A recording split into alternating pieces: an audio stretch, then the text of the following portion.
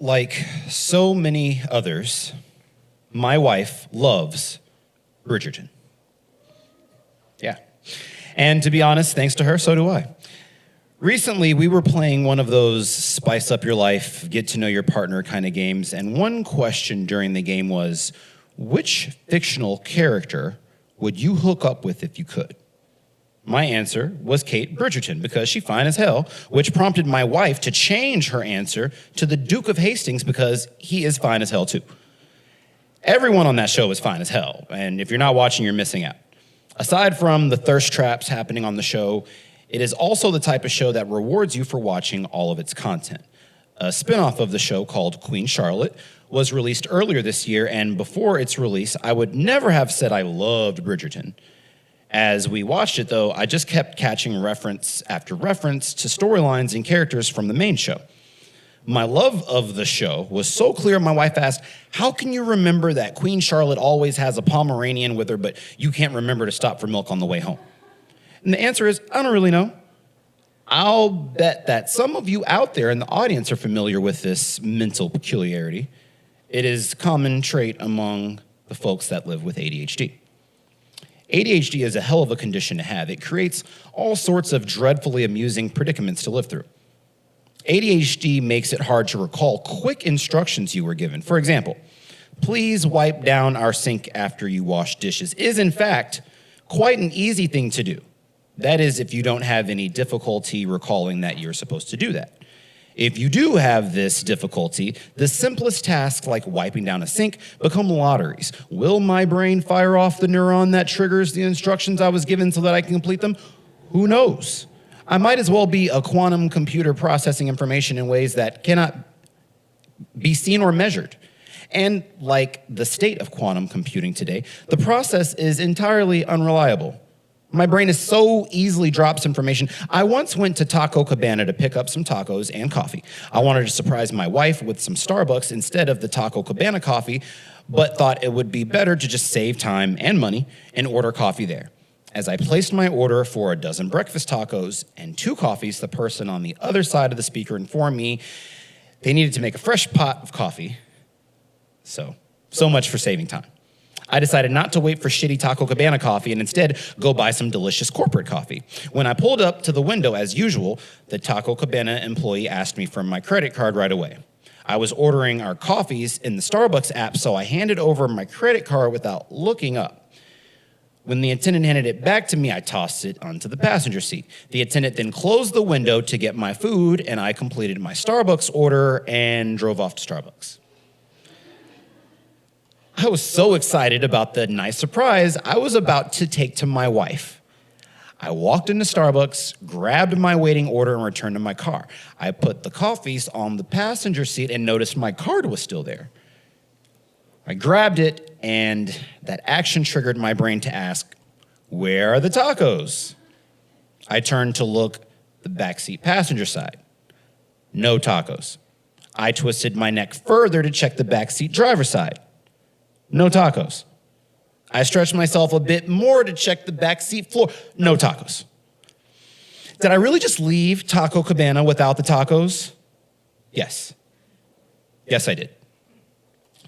Since being diagnosed with ADHD 8 years ago, I have learned to recognize its effects on my life. This year, for the first time, I have started to consider how ADHD affects those around me. For me, that is my wife. My wife will ask me to pick up milk on the way home, and I will simply not think of it until I see her face when I walk through the door, and suddenly all this information floods my brain. It makes me so utterly unreliable. To her credit, my wife has tried to mitigate these effects, and through one of those efforts, I learned that the issue isn't that I don't retain the information I've been given. It's more like I can't access the information freely. I don't know this in any scientific way. I just know that when my wife says something like, remember that this pan cannot go in the dishwasher, I feel like I already know that. I have all the feelings that go with having learned something and now owning that knowledge, but then she pulls the pan out of the dishwasher and I feel like Dr. Jekyll and it was Mr. Hyde that did the dishes last night. That feeling that I already knew something I was being told often triggered defensive and aggressive responses from me. This type of interaction weighed heavily on many of my relationships, my marriage most of all. Agreements we made, tasks we organized, vacation planning would cause so much anxiety because it is pretty hard to predict what facts of the real world are living in the parts of my brain I can easily access and which ones are being tucked away by ADHD.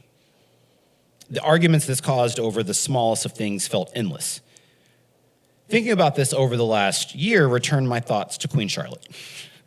The narrator tells us that Bridgerton is not meant to be a historical record. It is meant to entertain, and we should not fret over its historical accuracy and instead simply enjoy ourselves.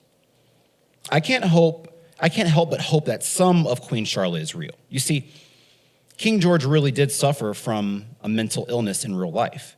In the show, sometimes he would unexpectedly lash out in fits of rage.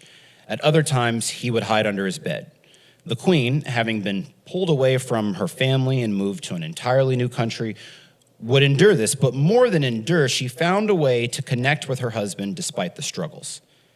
She would crawl under the bed herself to meet her husband where he was, and if necessary, leave her own reality to connect with his. Those conversations hiding under the bed were a beautiful display of great love and tenderness. When my wife pulled that pan out of the dishwasher, the initial defensiveness was pushed aside by a new question. Am I King George? My wife, having encountered many forgetfulness and seeing me struggle yet again, crawled under the bed and invited me there to give me a reminder I need it. This pan doesn't go in the dishwasher. I now have started to accept that I need these reminders, and I'm grateful to have someone that will give them to me without judgment. I may not be King George, but she is undoubtedly my queen. Thank you.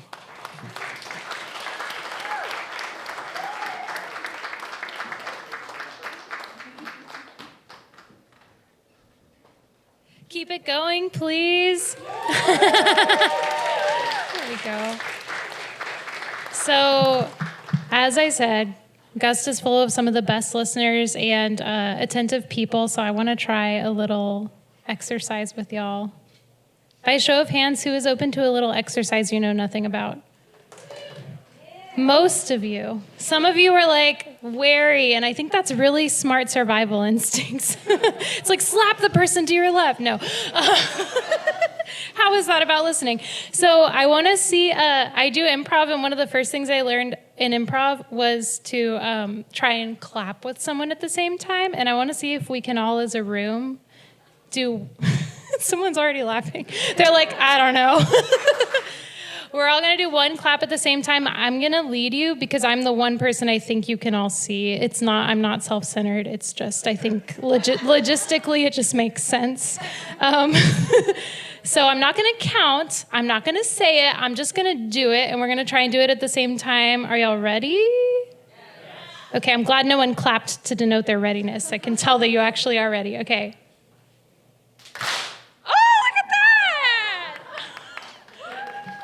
Can we do it again?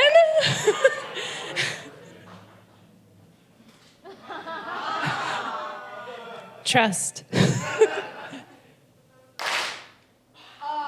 Okay, can we do it a bunch of times to get ready for the next story? Okay, here's how this is gonna work. I want everyone to know exactly what's going on. I'm gonna say all the things like the story, and then the writer, and then the reader, and then we're gonna do it a bunch of times, and then I'm gonna get out of the way. Okay, everybody knows. Any questions? Okay, this story is called The First Night, written by Claire McLaughlin, the prolific Claire, and read by Emily Hines.